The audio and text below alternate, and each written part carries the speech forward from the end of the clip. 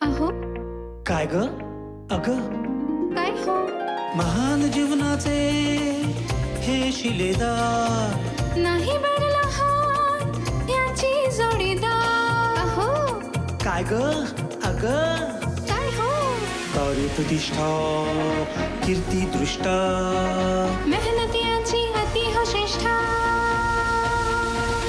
गाठी जन्माची ऋणानुबंधाची गृहस्थीची जोडी बघा हे खुलून दिसे जोडी बघा हे खुलून दिसे आमचे हे आमची आमचे हे आमचे हे आमची आमचे हे आमची नमस्कार. सह्याद्री वाहिनीच्या सर्व रसिकांचं मी स्मिता गवाणकर मनापासून स्वागत करते. सौंदर्याची व्याख्या करा असं म्हटलं ना तर ती व्यक्तिसापेक्ष असते. एखाद्या व्यक्तीला हे सौंदर्य अधिक खुलेल, दुसऱ्या व्यक्तीला ते सौंदर्य अधिक सुंदर वाटेल. पण प्रेमात पडलेल्या प्रत्येक व्यक्तीला सारं जगच सुंदर दिसायला लागतं. म्हणजे कवी पाडगावकर म्हणतात तसं, डोळे मिटून घेतल्यानंतर आपल्याला काय दिसतं बरं? आपलं माणूस कितीही दूर असलं तरी आपल्या जवळच दिसतं. पण हे सगळं असायला मात्र तुम्हाला मनही सुंदर ठेवायला पाहिजे. मन आणि शरीर यांचं सौंदर्य म्हणजे काय? मन सुंदर असेल तर शरीर सुंदर दिसेल, शरीर सुंदर दिसेल तर मनही सुंदर असायला हवं. या सगळ्याचा समतोल सांगणारी आजच्या प्रेमाची ही गोष्ट. या प्रेमाच्या गोष्टीतील आमचे हे आहे सुप्रसिद्ध ट्रायकॉलॉजिस्ट डॉक्टर निलेश पुंड आणि त्यांची ही म्हणजे आमची ही आहे सुप्रसिद्ध प्रॉक्टोमॉलॉजिस्ट डॉक्टर स्नेहल निलेश पुंड. त्यांचं आपण स्वागत करूया. नमस्कार डॉक्टर. नमस्कार. डेटला चाललाय तसं मला वाटतंय. आज संध्याकाळी आहेच. महाराष्ट्राच्या सर्व रसिकांच्या वतीने तुमचं मनपूर्वक स्वागत. पण आज आम्ही तुम्हाला यासाठी बोलवलं आहे की इतकं सौंदर्य जे आहे ते खुलवण्यासाठी तुम्ही जे सातत्याने प्रयत्न करतात भारताबाहेर, त्यासाठी महाराष्ट्राच्या सर्व रसिकांच्या वतीने तुमचं मनपूर्वक स्वागत करते. प्रेमाची गोष्ट काय आहे आणि प्रेमातून काय काय सौंदर्य खुलू शकतं हे मात्र जाणून घ्यायची इच्छा आहे. स्नेहल बसूया, गप्पा मारू या. डॉक्टर निलेश, डॉक्टर स्नेहल मनपूर्वक स्वागत करते. डॉक्टर लग्नाला 12 वर्ष झाली म्हणजे एक तप झालं. 12 वर्षापूर्वी अशीच इतकी सुंदर दिसत होती का हो? अर्थात असणारच. पण तिला पाहिल्यावर काय वाटलं पहिल्यांदा? कुठे पाहिली तुम्ही? माझी जेव्हा प्रॅक्टिस सुरू झाली जालन्याला 2011ला, हां 2013ला मी हेअर ट्रान्सप्लांटचं क्लिनिक सुरू केलं. मी ठरवलं होतं की आरामशीर 30पर्यंत करिअर सेट करू, 32-33ला लग्न करू. पण झालं असं की घरचे म्हटले की आता नाही, करून घे, तुला लवकर फायदा होईल तुझ्या प्रॅक्टिसमध्ये. पण मला तसं नव्हतं करायचं. मग माझ्याकडे एक स्टुडंट होती तेव्हा, तर ती म्हटली की माझा एक मित्र आहे, त्यांच्या कॉलेजमध्ये खूप सुंदर मुलगी आहे जी तुझ्या कामी पडू शकते. मी म्हटलं पण सध्या काय असं मूड नाही आहे. मग त्याच्यानंतर तिने मला प्रोफाईल दाखवला. तेव्हाच फेसबुकसुद्धा सुरू झालं होतं नवीन. मी म्हटलं काय हरकत नाही. मग त्यातून नातेगोती काढली आणि निघाला असं की माझे जे काका आहेत डॉक्टर नगरचे, श्री डॉक्टर संजय पुंड, हिचे वडील म्हणजे त्यांचे क्लासमेट. मग मी काकांना फोन लावला, हे असं आहे, ही मला मुलगी आवडलेली आहे. ते म्हणे मी हरकत नाही, मी बोलवतो. मग त्यांनी बोलवलं त्यांच्या वडिलांना. ते म्हणे माझ्या मुलीचं जस्ट इंटर्नशिप कंप्लीट झालेलं आहे आणि बिलकुल मला सध्या लग्न करायची काही मनस्थिती नाही. मग ते म्हणतो एकदा मुलाला तर बघून घेशील. मग हिचे वडील मोठे बिझनेसमन आणि आम्ही एकदम त्यांच्यापेक्षा लहान कुटुंब, म्हणजे वडील सरकारी कृषी अधिकारी होते, तर व्यवस्थित होतं. मग त्यांना असं सांगितलं. मग ते म्हटले की ठीक आहे, हरकत नाही, लग्नाला रेडी पटकन झाला आहे, काय हरकत नाही. मग त्यानंतर बघायला आले. वडिलांना आवडलं. त्यांनी थोडासा माझ्यामधला एक स्पार्क बघितला असावा, काकांनी थोडं सांगितलं असावं, कारण जस्ट सुरू झालं होतं माझी प्रॅक्टिस, खूप सेटल्डही नव्हतं अजून. मग यांच्या सर्व नातेवाईकांनी विरोध केला की अजून चांगला मुलगा भेटेल. मी इथेच थांबवते, कारण होणारी जी वाग्दत्त वधू आहे तिचं म्हणणं काय आहे आपण बघूया. स्नेहल, इतकी तू वयाने लहान होतीस, शिक्षण होत होतं, अजून भविष्याचं काहीही माहिती नव्हतं आणि अचानक आलेली ही मागणी, तुझी काय मनस्थिती होती तेव्हा? पहिले तर मी पप्पांना नाहीच म्हणाले, इतक्या लवकर मला लग्न करायचंच नाही म्हणाले. पहिले मला एज्युकेशन कम्प्लीट करून मला काहीतरी स्वतःच्या पायावर उभं राहून मग करायचं होतं लग्न. पण मग पप्पांची खूप इच्छा होती की कर कर कर. मग मी म्हटलं ठीक आहे, एकदा मुलगा पाहून घेते. मग सगळं प्लॅन झाला, हे आले आणि मग मला पाहतच ते आवडले आणि आमचे सगळ्या हॉबीज वगैरे ज्या आहेत त्या मॅच झाल्या. त्यांना ट्रॅव्हलिंग वगैरे आवडतं, सगळ्या मला गोष्टी. नाहीच करायचं मुलगा बघितल्यावर पडली मग प्रेमात. मग तिथनं पुढे स्टार्ट झालं आणि लग्नानंतर पण मला असं वाटलं नाही, नवीन घरी गेले, फॅमिली पण खूप छान आहे. माझे सासू सासरे नणंद सगळे एकदम फॅमिलियर आहेत. मग एकदम बालविवाह होऊन गेला तुमचा? हो, माझे तर सर्व कझिन्स बालविवाह झाला असंच म्हणत होते, कारण सगळ्या माझ्यापेक्षा मोठे होते, अजून काही बहिणी वगैरे. तू डॉक्टर व्हायचं हे ठरवलं होतंस का आधीच? हो, आधीच ठरवलं होतं. अच्छा. येस. डॉक्टर, इतक्या लहान वयामध्ये हीच ती असं ठरलंच होतं ना? म्हणजे त्याच्या आधी तुम्ही पण ठरवलं होतं की हिच्याशीच करायचं? एकच बघितली आणि असा प्लॅनच होता ना ऑलरेडी हे. आणि दोघांचे सेम, म्हणजे मी त्यांचंही plannच फर्स्ट केला आणि होता. माझंही फर्स्ट. हो ना? Yes. नाही, तुमचं ठीक आहे, पण त्यांनी हो. असं ठरवलंच होतं की स्नेहल, निलेशला म्हणजे स्नेहल पाहिजे. हे तर समोरचं आहे.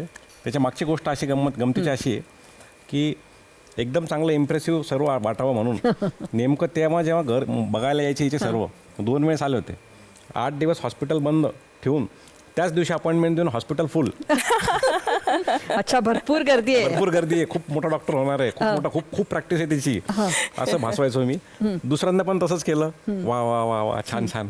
ही बॅक स्टोरी आहे. ते मुन्नाबाई MBBS मध्ये दाखवतात तसं, म्हणजे 100% सगळं तयार करून. सगळं. पण मला वाटतं ते नियती पाहत होती की याला ह्याची बुद्धी एवढी आहे की ह्याचं असेच भरभराट होणार. आणि आज म्हणजे मला इतका आनंद होतोय की संपूर्ण महाराष्ट्र नाही, भारत नाही तर भारताच्या बाहेर सुद्धा तुमचे पेशंट्स आहेत आणि इतकं मोठं नाव केलेलं आहे.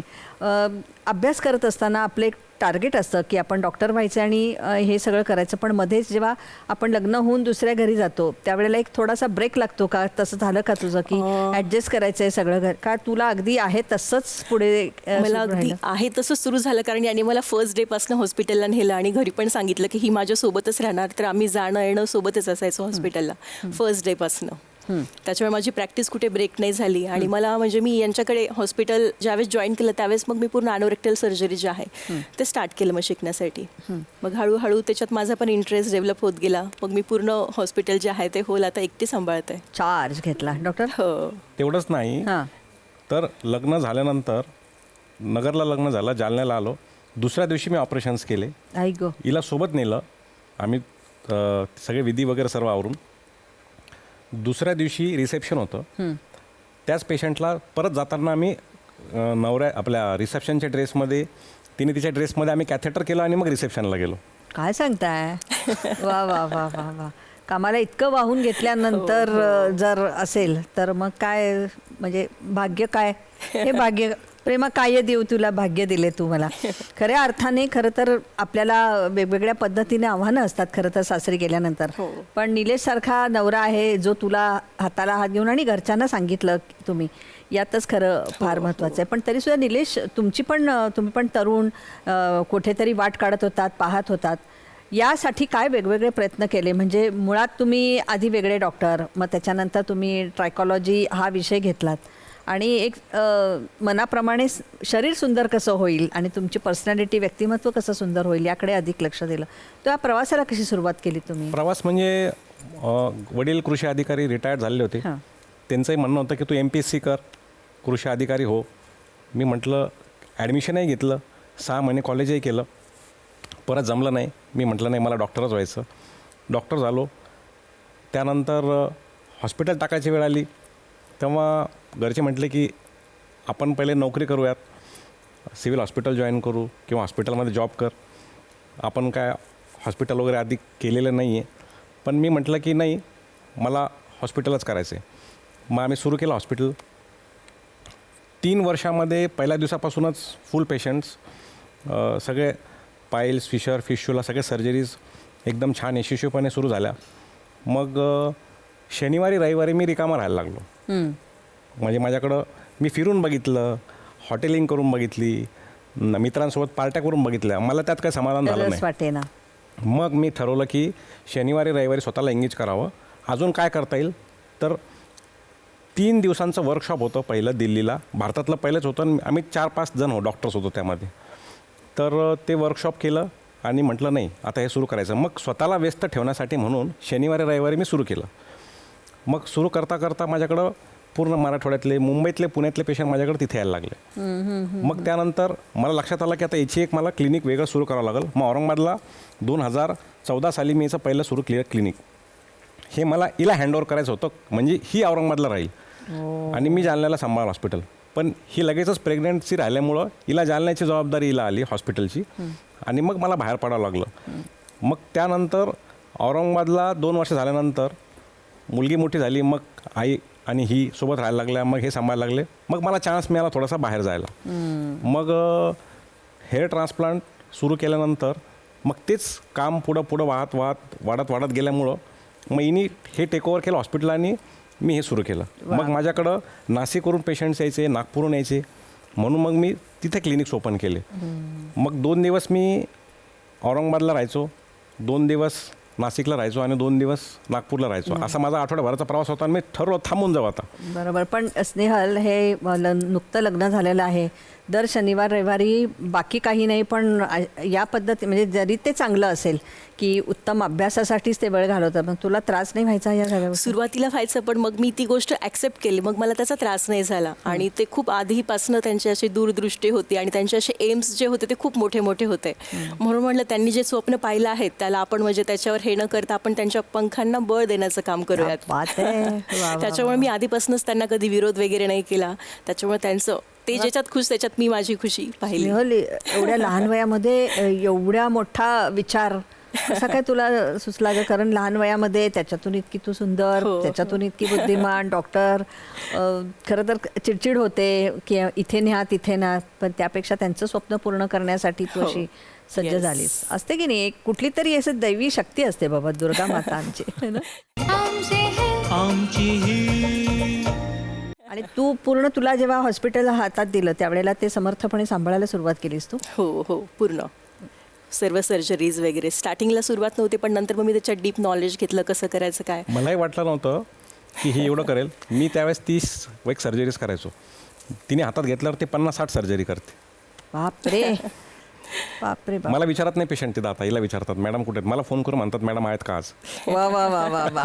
हा, हे एक प्रकारचं प्रेम आणि तुमच्याविषयी असलेला आदर आहे खरं तर. स्नेहल, डॉक्टर, तुम्हाला मुलगी झाली तर ती बघायला गेलात का? काय तिचे माइलस्टोन्स मला बघायला खूप कमी मिळालेत, पण हिने सगळे कॅप्चर करून ठेवायची. ही सांगायची, फोनवर सांगायची, व्हिडिओ कॉलवर दाखवायची आणि मी गेल्यानंतर म्हणजे तिच्याकडेच थांबायचो.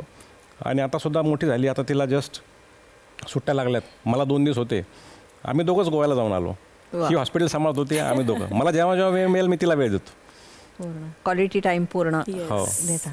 डॉक्टर, मला सांगा की शरीराचं सौंदर्य म्हणजे काय असतं? मनाचं सौंदर्य आपण खूप छान ठेवू शकतो, पण जेव्हा शरीर वेगवेगळ्या पद्धतीने थोडंसं विद्रूप व्हायला लागतं, फॉर एक्झाम्पल आपल्या आता तुम्ही ट्रायकॉलॉजिस्ट आहात, डोक्यावरचे केस गळणं याच्यासारखा अपमान, याच्यासारखा त्रास, याच्यासारखा त्रागा काही नसतो.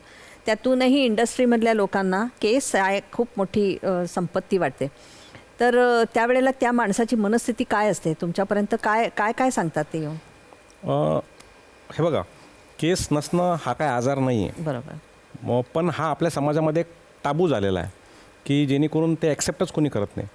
माझ्याकडं 70% पेशंट्स असे आहेत की जे आता ज्यांना लग्न आता जायचं आहे. बाकीच्या 30%मध्ये वेल सेटल्ड लोक, कलाकार मंडळी ज्यांना कॅमेरा फेस करायचा आहे. मेन इश्यू इथे येतो की आत्मविश्वास त्यांचा खालवला जातो आणि वय जे आहे ते 30 समजा वय असेल तर ते 50 दिसायला लागतं. त्यातून एक न्यूनगंड तयार होतो आणि त्यांच्या कामात त्यांना परिणाम दिसू लागतो. मग हेअर ट्रान्सप्लांट पूर्वी होत होतं, पण त्याचे एवढे दिवस चांगले नव्हते, एवढे छान टेक्निक्स नव्हत्या. आता इतकं छान टेक्निक्स आलेले आहेत आणि इतकं त्याचे प्रोटोकॉल्स डेव्हलप झालेले आहेत की ओळखूसुद्धा येत नाही बऱ्याच जणांना केलेलं आहे आणि परत त्यांना त्यांचा कॉन्फिडन्स येतो. प्रत्येक माझ्या तुम्ही टेस्टिमोनियल पेशंटची बघाल, मला कॉन्फिडन्स आला, हे त्यांचं एक घोषवाक्य ठरलेलं आहे. आणि आत्मविश्वास एकदा तुम्ही दिलं की तुम्ही तुमच्या आयुष्यात यशस्वी होता. तुम्ही जर यशस्वी झालात तर तुमचं घर समृद्ध होतं. वा, वा. तुमचं घर समृद्ध झालं की देश समृद्ध होतो. क्या बात आहे, किती छान सांगितलं. डॉक्टर स्नेहल, तुमच्याकडे आल्यानंतरच मला वाटतं 85% लोक असं होत असेल. अनेक बायका तुम्हाला सांगत होती की स्किन कशी छान ठेवायची, तुम्ही जसे ग्लो दिसताय तसे, असं होतं. म्हणजे बरेच जण असं म्हणतात डॉक्टर स्नेहलकडे गेल्यानंतर, म्हणजे आता डॉक्टर पण म्हणाले की मला फोन करून विचारतात त्या आहेत का? तर ह्या पाठीमागचं रहस्य काय, कसं डील करता तुम्ही तुमच्या पेशंट्स बरोबर? त्रासलेले असतात, त्रागा झालेला असतो, पण तिथे तुमच्याकडे येऊन जे छान, आणि आज म्हणजे वेटिंग पेशंट असतात, त्याचं काय रहस्य आहे? कसं त्यांच्याबरोबर तुम्ही डील करता? त्यांचा जो त्रास आहे तो आपण समजून घ्यायचा आणि तो क्युअर झाला की ते आपोआप खुश होऊन जातात. हां. डॉक्टर, किती तास, किती मिनिटं, किती सेकंद भेटता तुम्ही दोघे जण सध्याच्या या व्यस्त वेळापत्रकात? आठवड्यातून आता आम्ही 2 वेळा तरी भेटतोच. पूर्वी 3-3 महिने 4-4 महिने आमची भेट, बोलणं फोनवर सुद्धा होत नव्हतं. बापरे. कारण की कोविडनंतर माझ्या जवळजवळ पूर्ण अख्ख्या भारतभर शाखा आहेत.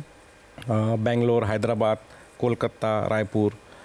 तर माझं बांगलादेशला सुद्धा क्लिनिक आहे.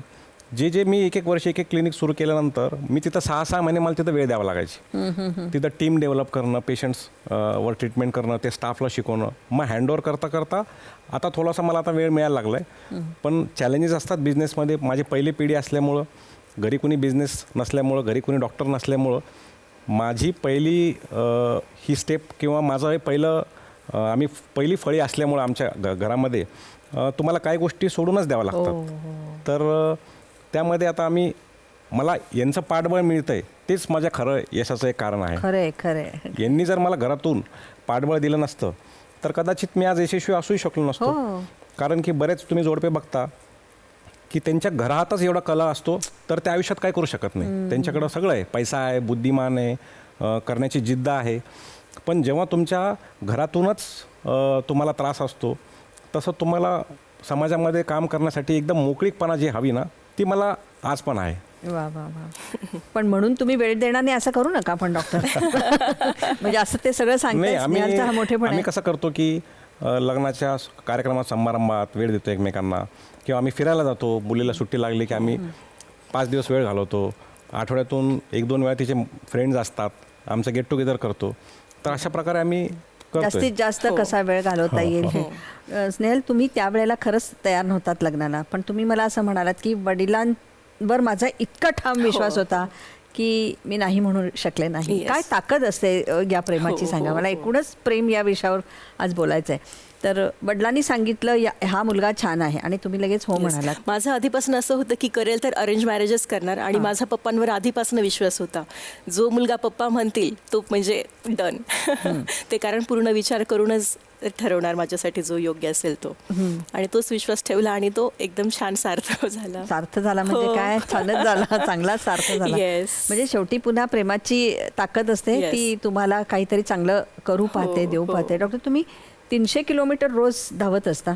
माझं रोज आता थोडंसं कमी झालं. आता फक्त पुणे आणि मुंबईकडे मी लक्ष देऊ शकतो, कारण इकडे भरपूर काम आहे. बाकीच्या ठिकाणी माझे सर्व डॉक्टर्स, सर्व टीम्स, ते सर्व खूप छानपणे व्यवस्थित वेळ देतात. मी आता पुणे मुंबईतच आहे. आठवड्यातले 5 दिवस पुणे मुंबईत घालवतो. पूर्वी असं होतं की मी एका दिवसात 3-3 शहर ट्रॅव्हल करायचो. दिल्लीवरून मुंबई, मुंबईवरून पुणे, दिल्लीवरून नागपूर, नागपूरवरून औरंगाबाद, औरंगाबादवरून सकाळी पहाटे आजसुद्धा सकाळी पहाटे माझं 5ला OPD आणि सर्जरी सुरू होतात. दुपारपर्यंत ते संपवून मी परत दुसऱ्या शहरात असतो. पण आता हे थोडंसं कमी झालेलं आहे. आता एका ठिकाणी बसून एका ठिकाणी व्यवस्थित वेळ देऊन सर्व मॅनेज करतो. नाहीतर पूर्वी पर डे माझा 300 किलोमीटरचा प्रवास जवळजवळ 7 ते 8 वर्ष मी केला आहे. स्नेहल, तुम्ही जालनाचं पूर्ण सगळं सांभाळत आहे, तर यानंतर तुम्हाला काय नक्की करायचं आहे? की डॉक्टरांबरोबरीने आता धावायचं आहे की तुमच्या मुलीला खूप मोठं करायचं आहे? तुमची स्वप्न काय आहेत या निमित्तानं? दोघांचं कॉम्बिनेशन करून यांच्यासोबतही राहायचं आणि मुलीला पण वेळ द्यायचं, हॉस्पिटल वगैरे सगळ्याच गोष्टी. मुलगी किती वर्षाची आता? ती आता 9 वर्षांची आहे. 4th स्टँडर्ड मध्ये आहे. म्हणजे स्वप्न पाहण्याचं नाही, नुसतंच बागडण्याचं खरं तर आता तिचं वय आहे. डॉक्टर, मुळात केस झपाट्याने जी गळती सुरू आहे, म्हणजे अनेकांचा हाच महत्त्वाचा प्रश्न आहे की केस जातात, टक्कल होतं, आणि दुसऱ्या बाजूला गैरसमज पण आहेत की हे ऑपरेशन सक्सेसफुल होत नाहीत, किंवा आता मध्यंतरीसुद्धा एक केस अशी झाली की प्राण गमवावा लागला. यातले समज आणि गैरसमज थोडेसे दूर केले तर आनंद होईल. सर्वात आधी आहे ना, पेशंट सिलेक्शन खूप इम्पॉर्टंट आहे. जो पेशंट तुम्ही करणार आहात त्याला खरंच गरज आहे का. 2 नंबरची गोष्ट, पडद्यामागची जी गोष्ट असतात, ऑपरेशन थिएटरमधल्या ज्या गोष्टी असतात त्या तुम्ही पेशंटसोबत डिस्कस केल्या पाहिजे, त्याला एज्युकेट केलं पाहिजे. आमच्याकडे अशी सिस्टम आहे की टार्गेट कुठल्याच स्टाफला दिलेलं नाही आहे, इतके सर्जरी झाले पाहिजे, इतका पैसा आला पाहिजे. नाही, येणारा पेशंटचा त्रास काय ते समजून घ्या, त्याला खरंच गरज आहे का बघा. केस गळत असतील, औषधाने बरं होत असतील तर औषधं द्या. खरंच सर्जरीची गरज असेल तर पहिले त्यांना औषधं द्या. त्यांना 2-3 वेळेस जुन्या पेशंटसोबत भेटवा. त्यांना वेबसाईटवरून, यूट्यूबवरून एज्युकेट करा. त्यांना त्याच्या मागचे कॉम्प्लिकेशन, साईड इफेक्ट्स नाहीत असं नाही, असतात ते तुम्ही त्यांना सांगा. त्याचं लाईफ किती आहे ते सांगा. पुढं तुम्हाला सतत औषधं घ्यावे लागतात त्याची माहिती सांगा. हे प्रामाणिकपणा जेव्हा तुम्ही पेशंटसोबत ठेवता, पेशंट मग तयार होतो आणि ह्या सगळ्या गोष्टी तुमच्या अवॉइड होतात. आज मला 13 वर्ष झाले, पण 13 वर्षामध्ये एकसुद्धा पेशंट मला माझ्या क्लिनिकच्या बाहेर नेऊन हॉस्पिटलच्या बाहेर ॲडमिट नाही करावा लागला. कारण सेफ्टी स्टँडर्ड्स आणि सेट प्रोटोकॉल्स.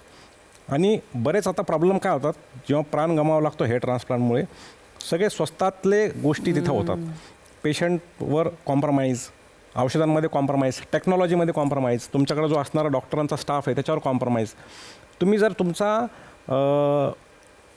प्रॉफिट रेशिओ कमी केला आणि 70% तुम्ही पेशंटवर जर खर्च केला, चांगला गुण येतो, चांगला रिझल्टही येतो आणि कॉम्प्लिकेशन्सही तुमचे अवॉइड होतात. तर ह्या सर्व गोष्टी खूप महत्त्वाच्या आहे. पेशंट फर्स्ट हे तुमचं टार्गेट पाहिजे. तुम्ही जर का म्हणाल की नाही मला एवढे पैसे कमवायचे, मला एवढं काम करायचं आहे, मला एवढे झालं पाहिजे, हे चुकीचं आहे. तुमचा पहिला एम पाहिजे की पेशंटचं सॅटिस्फॅक्शन व्हायला पाहिजे. त्याला त्याचं जे काय हवं आहे त्याला ते मिळायला पाहिजे. एखादा पेशंट असतो की त्याचं परत समाधान होत नाही, ठीक आहे, काय हरकत नाही, या परत समाधान करून देऊ. हा जर का तुमचा उद्देश असेल तर मला नाही वाटत तुम्हाला कुठल्या पेशंटकडून तक्रार. मला वाटतं मुळात पूर्ण त्याला हवी ती माहिती आणि ती खरीखुरी माहिती आणि विश्वास हे सगळं दिलं तर मला वाटतं ओके आहे. आणि जर समजा ते होणार नसेल तर तुम्ही तितक्या स्पष्टपणे सांगता की यात तुझं होणारच नाही. नाही, बऱ्याच जणांना आम्ही पण विचारतात की ट्रान्सप्लांट किती वर्ष टिकतं. सगळे सांगतात लाईफ टाईम टिकतं. चुकीचं आहे. 10 ते 15 वर्ष तुमचा ट्रान्सप्लांट आहे, त्याच्यापेक्षा लाईफ नाही. बरेच जण हे सांगतात की तुम्हाला औषधंसुद्धा घ्यायची गरज नाही. पण मी सांगू इच्छितो, ट्रान्सप्लांट केलं तर तुमची औषधं सुरू झाली, डायबिटीज आणि BP सारखी औषधं घेतली तरच केस टिकणार, नाही तर नाही टिकणार. मेंटेनन्स आहे. हे चुकीच्या माहिती जेव्हा तुम्ही देणं बंद करणार ना तुमच्या पेशंटला, मग त्याला ठरवू द्यात की त्याला करायचं की नाही, त्याच्याकडून औषधं गोळ्या घेणं होणार आहे की नाही, त्याच्याकडून काळजी घेणं होणार आहे की नाही. मग तो जर तयार झाला, मग तुमचे कॉम्प्लिकेशन्स शून्य होतात. नाही, या निमित्तानं खरंच गैरसमज दूर झाले. स्नेहल, ज्या वेळेला एखादी व्यक्ती अशी फार वेगळ्या मनस्थितीत आलेली असते आणि डॉक्टरांनी छान त्याच्यावर हात फिरवल्यानंतर त्याचं बदललेलं रूप पुढं आणि डॉक्टरांना येऊन कॉम्प्लिमेंट देतात किंवा तुम्हाला येऊन देतात, तेव्हा कसं वाटतं तुम्हाला? खूप अभिमान वाटतो. जे करतायत ते योग्य काम करतायत. मला वेळ मिळाला नाही तरी चालेल असं. नाही, आता मॅनेज करतायत ते. हां, आता जितका जमेल तितकं ते वेळ देत आहेत. आम्ही सोबत वॅकेशन्स वगैरे सगळ्या गोष्टी असं प्लॅन करतो. सॅटर्डे संडे मी येते इकडे, पुणे, मुंबई. डॉक्टर, तुमच्याकडे आलेला पहिला पेशंट आणि तुम्ही त्याचं छान रूपांतर केल्यानंतरचा पेशंट काय बोलतात? म्हणजे पहिल्यांदाही रडत येतात आणि नंतरही वेगळ्या पद्धतीने रडत असतील? नाही, त्यानंतर त्यांचा जो आत्मविश्वास असतो, येणार माझ्याकडे प्रत्येक पेशंट कुठल्या तरी स्वरूपात तो दुसरे पेशंट्स घेऊन येतील, गिफ्ट्स घेऊन येतील, खूप शुभेच्छा घेऊन येतील आणि त्यांनासुद्धा इतका आनंद होतो. ते पर्सनल लाईफमध्ये इन्वॉल्व होतात, ते विचारतात, त्यांनासुद्धा जवळीक म्हणून एक खूप आनंद होतो. मला असं वाटतं की मी माझ्या कुठल्याच पेशंटला डॉक्टरपेक्षा माणूस म्हणून पहिले मी ट्रीट करतो. माणूस की मला वाटतं आधी जपली गेलेली पाहिजे. त्याचा काय त्रास आहे, डॉक्टर तर बरेच डॉक्टर असतात, सर्वच पेशंट असतात, आयुष्यभर तेच करायचं आहे. पण मला असं वाटतं की तो एक सुखद आठवण घेऊन गेला पाहिजे. अंत सर्वांचाच आहे, पण तुम्ही किती दुसऱ्याला हृदयाला त्याचा त्रास न देता काम करताना आणि त्याला किती सुखद तुम्ही आल्हाद त्याला अनुभव देता, हे खूप महत्त्वाचं आहे माझ्या दृष्टीने. एकमेकांना जेव्हा विरंगुळ्याचे क्षण मिळतात तेव्हा तुम्ही आनंदाचे क्षण ते कसे व्यक्त करत असतात दोघं जण? हा म्हणजे एक मोठा प्रश्न पडला दोघांनी. स्नेहल, काय असते तुमच्या आनंदाची व्याख्या? कसं जेवढा वेळ मिळेल तेव्हा काय करत असता तुम्ही? तुमच्या काय ज्यावेळेस वेळ असतो त्यावेळेस आम्ही व्हॅकेशन असं कुठेतरी स्पेंड करतो, सोबत टाईम स्पेंड करतो. हे डॉक्टर हा विषय पूर्ण बाजूला आणि पूर्ण फॅमिलीसाठी व्यस्त आणि व्यक्त होत असता तुम्ही. डॉक्टर तुम्ही ते इतके बोलके आहात, काय काय तुम्ही वेगवेगळ्या पद्धतीने काय काय जगातल्या सगळ्या गोष्टी सांगत असाल कदाचित. ती विचारत असते मला की आज काय झालं, काल काय झालं, तू सांगतच नाही. ॲक्च्युली मला असं वाटतं की मी बाहेरचं माझे जे ताणतणाव आहेत रात्रंदिवस ते घरात न आणलेले बरे. मग त्यातून परत तोच आनंद जो असतो तो कमी होतो. माझ्याकडे एक हॉस्पिटलच्या वर खूप मोठी बाग आहे, 2,500 स्क्वेअर फीटची. त्यात जवळजवळ 1,000 एक्झोटिक माझ्याकडं प्लांट्स आहेत. बरं. तर आम्ही गार्डन केलेलं आहे छान. तिथं आम्ही बसतो, तिथं गप्पा मारतो, मित्रमैत्रिणींना बोलवतो. सध्या आम्ही हल्ली 2 वर्षापासून हेच करतोय, कॉफी, चहा, ज्यूस वगैरे. 1,000 प्लांट्स आहेत तुमच्याकडे? हो हो. वा वा वा वा वा वा. आणि त्याचेच फुलं आम्ही सकाळी देवाला आम्हाला रोज येतात. 12 महिने वेगवेगळ्या प्रकारची फुलं असतात त्याला. मला छंद आहे झाडांचा, फुलांचा. तो छंद मी हिला लावून दिला. ही पण बघते माझ्या माघारी. या सगळ्या वैद्यकीय क्षेत्र किंवा हे उपचारांच्या पलीकडे जाऊन निसर्गाशी गट्टी करणं हाही सगळ्यात महत्त्वाचं आहे. स्नेहल, तुम्हाला पण खूप आवड आहे या खूप सगळ्या? आवडतात मला पण. हो. स्नेहल फार कमी बोलतात का डॉक्टर? नाही, तुम्ही खूप बोलू देत बोलतात. नाही? आणि एकटं असलं की तीच बोलते, मग मी शांत असतो. अच्छा, फक्त खास तुमच्यासाठी रिझर्व असं आहे का? मी आपलं फक्त हो ओके. स्नेहल, आज वडील किंवा त्यांचे आई वडील, तुमचे आई वडील आणि आज तुम्हाला इतक्या मोठ्या पदावर बघतायत. एवढं मोठं तुम्ही जालन्याचं ते संपूर्ण हॉस्पिटल ऑर्गनाईज करताय आणि इतके छान पेशंट्स तुमच्याकडे येत असतात. त्यांचं काय म्हणणं आहे की आपल्या लेकीविषयी काय बोलतात ते? त्यांना अर्थातच खूप अभिमान वाटतो. नेहमी कौतुक करत असतात माझं. सर्वांना सांगतात की स्नेहलने असं असं केलं, सगळ्या गोष्टी. हो. स्नेहल, तुम्ही नक्की काय करता? म्हणजे तुम्ही कशा पद्धतीच्या सर्जरीज करता? मी ॲनोरेक्टल सर्जरी करते, म्हणजे बेसिकली पाईल्स, फिस्च्युला ते करते मी. येस. ते पण पेशंट जेव्हा येतात तेव्हा सुद्धा खूप येस दुःख आणि यातना घेऊन येतात. Yes, आणि yes. बाहेर जाताना एकदम खुश होऊन हॅपी होऊन जातात. म्हणजे तुमच्या दोघांचेही प्रांत आहेत ते अगदीच वेगळे वेगळे आहेत येस ना. म्हणजे तुम्ही फारच वेगळं हे करत असता. तुम्हाला नाही वाटलं कधी आपण डॉक्टरांच्या बरोबरीने ट्रायकॉलॉजी या विषयाकडे किंवा सौंदर्यशास्त्राकडे वळूया असं? इच्छा आहे माझी पण. त्यामुळे आता मी स्किनचा हळूहळू स्टार्ट करणार आहे, साईड बाय साईड, मला जसा वेळ भेटेल. 3 वर्षापूर्वी आमचं छोटं हॉस्पिटल होतं. 3 वर्षापूर्वी जेव्हा नवीन हॉस्पिटलसाठी आम्हाला जागा गरज वाटली की आता आपल्याला शिफ्ट व्हायचं आहे, मोठं आता करावं लागणार आहे, हे पुरत नाही आहे, त्यावेळेस मी तिला एक ऑप्शन विचारला होता की आपण आता इथून बाहेर पडू शकतो, छोट्या शहरातून पुणे, मुंबईसारख्या किंवा भारतातल्या आपण कुठल्याही शहरात जाऊन स्थायिक होऊ शकतो. पण ती म्हटली नाही, आता मला इथं स्थायिक राहायचं आहे. माझ्या मित्रमैत्रीण झाले, ती खूप सोशल, तिचं स्ट्रॉंग आहे. सर्व क्लब्सची ती ऑर्गनाईज करते, सर्वांना गेट टुगेदर. तिचे फ्रेंड सर्कल खूप मोठा आहे तिथे. हॉस्पिटल तिला मेन आता सोडायची मुळात इच्छा नाही आहे.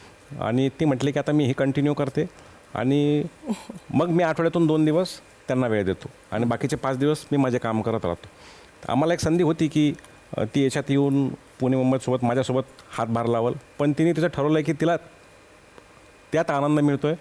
मी म्हटलं ठीक आहे, तुला ज्या गोष्टीत आनंद आहे तू ती गोष्ट कर. बरोबर बरोबर. स्नेहल, आपल्या मुलीला वाढवणं, डॉक्टरांचं इतकं व्यस्त वेळापत्रक आहे, ते नेहमी धावत असतात इतरांना आनंद देण्यासाठी. अर्थातच कुठेही तो वेगळा वेळ भलत्या ठिकाणी जात नाही. हे असलं तरी पण मुलीला सांभाळणं, आपल्या घराच्यांना सांभाळणं, घर सांभाळणं आणि तुमचा स्वतःचा व्यवसाय सांभाळणं, हॉस्पिटल सांभाळणं, ही तारेवरची कसरत तुमची कशी तुम्ही सांभाळता?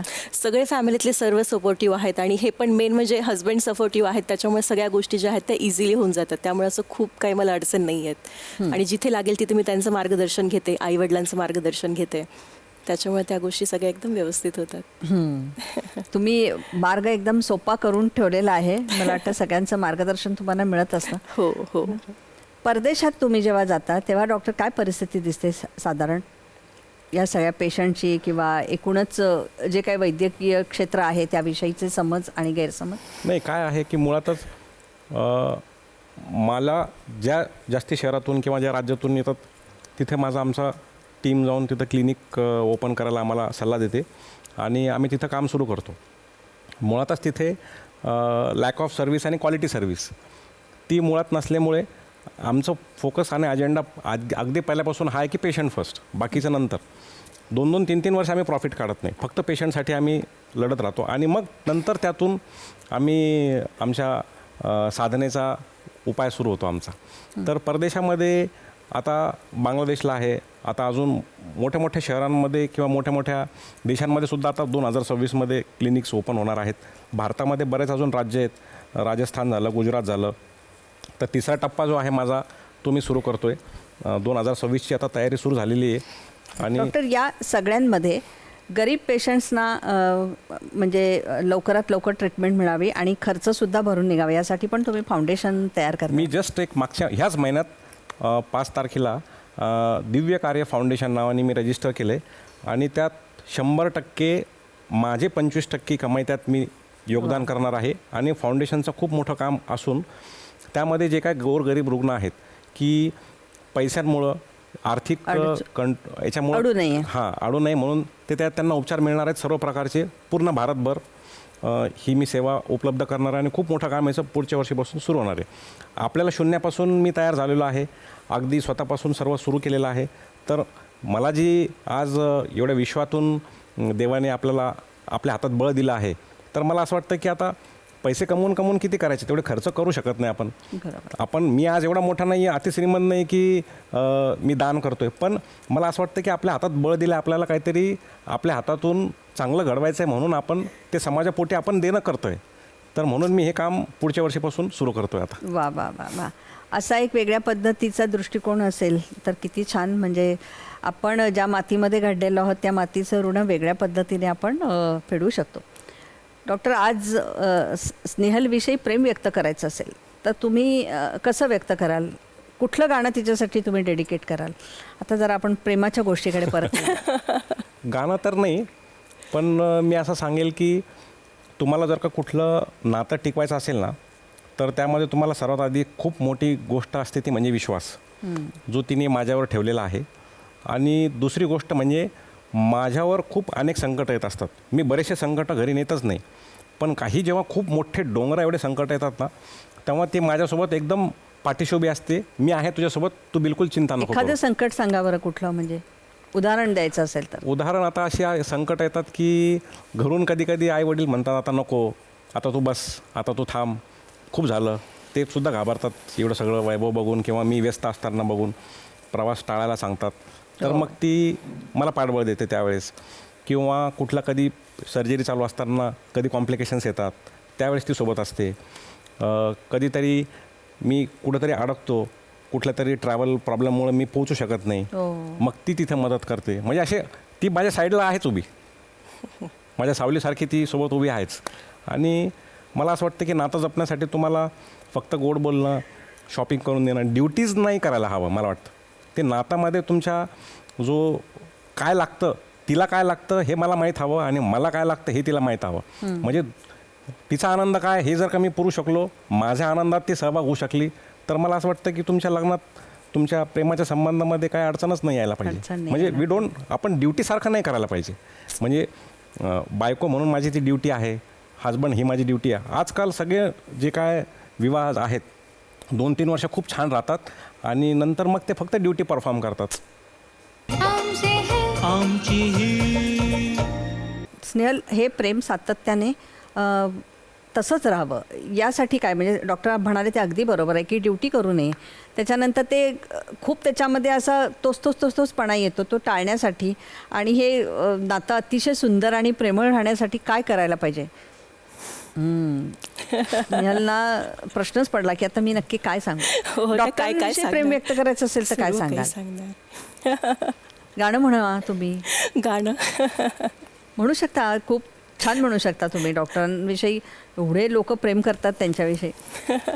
गाणं इतका आवाज सिंगिंग केलेलं नाही कधी. पण हे नातं घट्ट राहण्यासाठी काय करावं एकंदरीतच? तुम्ही आता अनेक पेशंट तुमच्याकडे येतात, त्या निमित्तानं काय सल्ला सांगाल? डिवोशन पाहिजे कुठल्याही नात्याबद्दल, आपलं प्रेम, विश्वास, आदर, काळजी, सगळ्या गोष्टी. पण डॉक्टर अधिक धावधाव करतायत असं नाही वाटत? कधीतरी सांगत राहते आई वडील. काळजी तर बेसिकली वाटतेच नेहमी ट्रॅव्हल करताना, त्यामुळे ते नेहमी असतं की काळजी घेत जा, सावकाश जा, सगळ्या गोष्टी. डॉक्टर, हा जो प्रॉब्लेम आहे की केस गळणे किंवा इतरही शरीराचे अनेक गोष्टी, पूर्वीच्या मानानं त्याचा रेटच इतका वाढलेला आहे की फारच अवघड होऊन बसलेला आहे. काय सांगते एकंदरीत परिस्थिती आणि त्यावर मात करायची असेल तर काय? म्हणजे बऱ्याच वेळेला आपल्याला खूप गरीब असतात, ज्यांना खायलाच मिळत नाही, ते खूप सुदृढ दष्टपुष्ट वाटतात आणि आपल्याला प्रश्न पडतो की आपण इतक्या पद्धतीने प्रोटीन्स, इतक्या पद्धतीने डाएट फॉलो करत असतो आणि आपलं असं का? ह्याच्यामधला मध्य काय आहे? आमच्या क्लिनिकमध्ये ना आम्ही औषधं गोळ्या नंतर सांगतो आणि पहिले पथ्य सांगतो. पथ्य म्हणजे काय की आपल्याला आजकाल एज्युकेशनच नाही आहे की काय खायला हवं, कसं वागायला हवं, कसं राहायला हवं. होते अशी अडचण की तुम्ही जर का स्टेशनवर बघाल, तुम्ही जर का सिग्नलवर बघाल, अगदी जे गरीब पैसे मागत असतात त्यांचे केस बघा तुम्ही, एकदम जटासारखे असतात. सर्वात महत्त्वाचं कारण म्हणजे त्यांना ताण नाही आहे, तणाव नाही आहे. आपण आज जन्म घेतला, शाळेत जाण्याचा ताण, डॉक्टरांचा त्या वॅक्सिन्सचा ताण, त्यानंतर कॉम्पिटिशनचा ताण, जन्मापासून ताण तणाव ह्या गोष्टींमुळं आपल्या शरीरावर परिणाम होतो. दुसरी नंबरची गोष्ट, पूर्वी खूप छान अन्न मिळायचं, भेसळयुक्त आज सगळं अन्न झालेलं आहे. तिसरी सर्वात महत्त्वाची गोष्ट, पाणी आजचं सगळं दूषित झालेलं आहे. नदीतलं पाणी असू द्या, आपलं बोरचं पाणी असू द्या. चौथी नंबरची गोष्ट म्हणजे जेवण जे आहे आपलं ते आहार नियमित नाही राहिलेला, अवेळी जेवण झालेलं आहे. पाचवं, सर्वांचीच झोप उडालेली आहे, झोपत कुणी नाही आहे. सहावं, आता सोशल मीडियावर सगळेजण रात्री झोपताना मोबाईल, म्हणजे पूर्वी जे आरोग्य होतं, सकाळी लवकर उठणे, त्यानंतर दिवसभर काम करणे, मग संध्याकाळी परत विश्रांती, 2 वेळ व्यवस्थित जेवण, सकस आहार, शांतपणे, ह्या सर्व गोष्टी आजकाल ह्या धकाधकीच्या जीवनामुळं मूळ माणसाचं आयुष्य 100वरून 70-80 आलेलं आहे. तर आपण जर का 30व्या वयात टक्कल पडत असेल तर त्याचं आश्चर्य का वाटून घ्यायला हवं. मग आज आमच्याकडे सगळे क्लायंट्स 30 वर्षापासून 23 वर्षापासून सुरू झालेले आहेत. म्हणजे याचा अर्थ काय की ते वार्धक्यजन्य झालेले आहेत. पण डॉक्टर, तुम्ही जेव्हा हिला पाहिलं तेव्हा केस लांब आहेत म्हणूनच तिला ओके केलं का पहिलं? नाही, माझं सुंदर केस आहेत तिचे. नाही, मी लकी आहे, किती सुंदर आहे. पण आधीपासूनच मी मन किती सुंदर आहे आणि तिचं बोलणं कसं आहे, मी सगळी माहिती घेतली होती. ते म्हटले, सगळ्यांनी सांगितलं होतं की एकदम सरळ शांत मुलगी आहे आणि तिला चिडचिडपणा वगैरे आवडत नाही आणि मला अशीच दिसणार तर सुंदर कोणाला नको हवी, पण मन सुंदर असणं हे खूप गरजेचं आहे आणि तिचं मन खूप सुंदर आहे. पण डॉक्टर, एकंदरीतच थोडासा रंग इकडे तिकडे, थोडंसं काय नाक इकडे तिकडे, पण डोक्यावर केस असणं हीच सौंदर्याची व्याख्या काय असते बरं? तुम्ही जर का बघाल तर केस तुम्हाला एक सौंदर्याचा भाग हा आहे. त्याचं कारण असं आहे की तुमचा जो फेस आहे त्यामध्ये upper face, middle face, lower face असे तुमचे नाक, होठ, त्यानंतर जॉ, डोळी, कपाळ हे एक थेअरी ठरलेली आहे. आणि केस जे आहेत ना, तुम्ही नसल्यावर खूपच विद्रूप दिसता आणि जेव्हा केस असतात त्यावेळेस समोरचा बघण्याचा दृष्टिकोन आपल्याला, आपण दिसतच नाही कधी, आपण फक्त एकमेकांना आरशात स्वतःला बघतो आपण. पण समोरचा व्यक्ती तो इतका वेगळ्या पद्धतीने त्याच्याशी वागतो हे त्याला फील होतं आणि त्यामुळं तो पटकन ह्याच्या शोधात येतो की मला कसे परत माझे केस येतील. आणि होतं काय की केस असे एका रात्रीतून जात नाही, ते हळूहळू जातात, वेळ घेऊन जातात. मग त्यामुळं असं होतं की तोपर्यंत त्याला टक्कल पडलेलं असतं आणि मग त्याला सुचतं की आता आपण डॉक्टरांकडे जायला पाहिजे. थोडंसं सायकोलॉजीशी संबंधित आहे. मनाचा विकार फार होतो लवकर, म्हणजे केस आलेच पाहिजेत, पण मला वाटतं हा जास्त विचार करायला लागल्यावर पण मला वाटतं केस फार लवकर जात असतात. यासाठी जे एक मानसिक आरोग्य जपण्यासाठी तुम्ही काय सांगता डॉक्टर? आम्ही सर्वात पहिले आमची फाईल जेव्हा देतो, औषध गोळ्याचा शेवटचा पान आहे आमचा आधीचा त्याच्या पान असा आहे की त्यांनी कसं राहावं, कसं वागावं, कसं बोलावं, किती कसं तणावमुक्त राहावं. आणि आम्ही त्यांना तेच एज्युकेट करतो की फॉर्म भरतानासुद्धा आम्ही विचारतो की तुमचं हे कधीपासून सुरू झालं, काय कारण आहे. आणि एकदा आम्हाला त्याचा प्रोफाईल समजला की आम्ही फक्त औषध गोळ्यांवर नसून त्यांच्या प्रोफाईलवर सुद्धा काम करतो. बरोबर. डॉक्टर, तुम्हाला असं विचारत असतील ना, केस खरे आहेत का, डॉक्टरांनी काही त्याच्यावर जंतर मंतर केलं आहे का? बेसिकली माझ्या मुलीची, माझी लहान मुलगी आहे आणि तिचे कर्ली हेअर्स आहेत. तर प्रत्येक पेशंट विचारतात तुम्ही तिचे केस करून घेतलेत का कर्ल्स, कारण त्यांना माहिती आहे पप्पा डॉक्टर आहेत हेअर्सचे. तर त्यांना असं वाटतं बेसिकली काही ट्रीटमेंट करून घेतली आहे का. मला स्किनसाठी विचारतात, हेअरसाठी विचारतात तुम्ही काही ट्रीटमेंट केली आहे का. हळूच असं कोणीतरी ओढून बघत नाही ना की हे नक्की काय आहे, की डॉक्टरांनी छान हात फिरवलेला आहे की हे ओरिजिनल. पण हे सगळं ओरिजिनल आहे ना? येस. बरं, आता स्नेहल मी तुम्हाला अगदी शेवटचा प्रश्न विचारते की जसं स्त्री हे अधिक सौंदर्याचं पहिलं मापदंड आहे. पुरुषाला आपण देखणा म्हणतो, पण स्त्रीला आपण सुंदर असं म्हणतो. मनाचं सौंदर्य आणि शरीराचं सौंदर्य यांचा सुंदर गाठभेट घालण्यासाठी काय काय करावं लागतं? मनाची शांती किंवा तुम्ही जसं म्हणालात की विश्वास ठेवला पाहिजे घरच्यांना आहे. हो. तर ह्याचं काय काय मूळ असं काय उदाहरणं तुम्ही द्याल की आपण अशा पद्धतीने सुंदर असू ठेवू हो. शकतो? बाकीचं काय असेल तर आपल्याला डॉक्टर काम करतात. मेन असं म्हणजे आपलं शरीर मन जर आपलं चांगलं असलं, स्वस्थ असलं तर आपण छान दिसतो. त्याच्यासाठी डेली योगासन वगैरे केलं पाहिजे, एक्सरसाइज केलं पाहिजे. दिवसातून प्रत्येकाने अर्धा तास तरी एक्सरसाइज केलं पाहिजे, पाणी भरपूर पिलं पाहिजे. आपलं आरोग्य जर व्यवस्थित असलं तर आपण हॅपी दिसतो, छान दिसतो, सुंदर दिसतो. येस. डॉक्टर, तुम्ही काय सल्ला द्याल आपल्या प्रेमाच्या या गोष्टीची ही सांगता करताना? मला सांगा की मुळात दोन्हीचा एकत्रित संगम गाठण्यासाठी काय करावं? तुम्हाला कुठलाही संबंध टिकवण्यासाठी कुठल्या अपेक्षांची गरज नसायला हवी. एकतर प्रेम हे तुमचं निरपेक्षित असायला हवं. ते लव्ह मॅरेज असो की अरेंज मॅरेज असो, कुठल्याही तुम्ही क्षणी त्याच्यासोबत आहात हे त्याला प्रत्येक वेळेस आठवण करून दिली पाहिजे. मतभेद हे होत असतात, चिडचिडपणा होतो, कधी कधी भांडणंही होतात, पण मग आपणच ते सावरून घ्यायचं असतं आणि आपल्या संसाराला आपण सांभाळायचं असतं. जग अगदी खूप सुंदर आहे, हे जीवन मूल्यवान आहे, हे सर्वांनी ओळखून घेतलं पाहिजे. खरंय. आणि मुळातच एकमेकांची हृदयाची तुम्ही हर्ट नाही होणार, बरोबर. तुम्ही एकमेकांना दुखवणार नाही ह्या प्रवासामध्ये, याची काळजी घेतली पाहिजे. आयुष्य सर्वांचं संपणारच आहे, पण कोणाची हृदय न दुखवता तुम्ही जर प्रवास केला तर मला असं वाटतं की जगात यापेक्षा काही सुंदर नाही. या हृदयाची त्या हृदय, असं हृदय जपणारं आणि मन जपणारे या प्रेमाची गोष्ट आहे. डॉक्टर, तुम्हाला खूप खूप शुभेच्छा. जरा कमी धावून अधिक लोकांना बरं करा, कारण हे फार धावणं तुमच्या प्रकृतीसाठी सध्या योग्य नाही आहे. पण आज संपूर्ण रुग्णांना आज इतकं सुंदर आनंद देण्याचं काम करताय डॉक्टर स्नेहल. तुम्ही पण त्याच मार्गावर आहात. तुम्हाला दोघांना खूप खूप शुभेच्छा. भरपूर काम करा आणि आनंद जसा घेताय तसा आनंद द्या. धन्यवाद.